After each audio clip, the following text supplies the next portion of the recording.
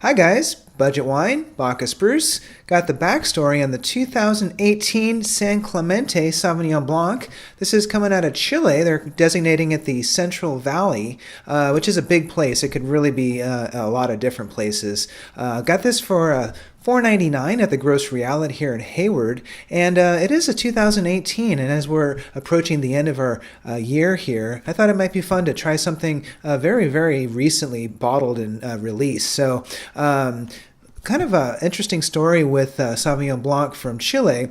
For a lot of years, actually up into the early 80s, what wine growers thought they were growing, Sauvignon Blanc, turned out to actually be a different varietal altogether called Sauvignon Vert, which is also a Bordeaux varietal, but it was basically not part of the program after phylloxera devastated the vineyards of Bordeaux at the turn of the century. So there was a little bit of head scratching because everybody thought it was Sauvignon Blanc. So some of the leading producers decided to do a little bit of digging and find out what kind of Sauvignon Blanc they should really be producing because they had the opportunity to make the change. And at the same time, in the early 80s, really New Zealand Sauvignon Blanc was starting to kind of take off and become a very famous region for Sauvignon Blanc. So there were some trips made down to New Zealand to kind of check out what they were doing with Sauvignon Blanc.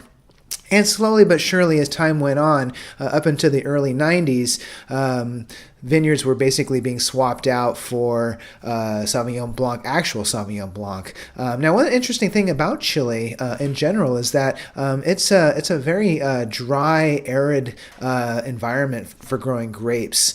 So what that does is allows, in a lot of cases, vines to be grown on their own roots instead of being done on rootstock, mainly because the phylloxera louse doesn't like the environment of essentially what are sandy soils.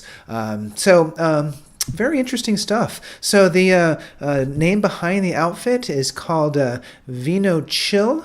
Not too much out there on it. Looks like they're kind of just a bulk producer.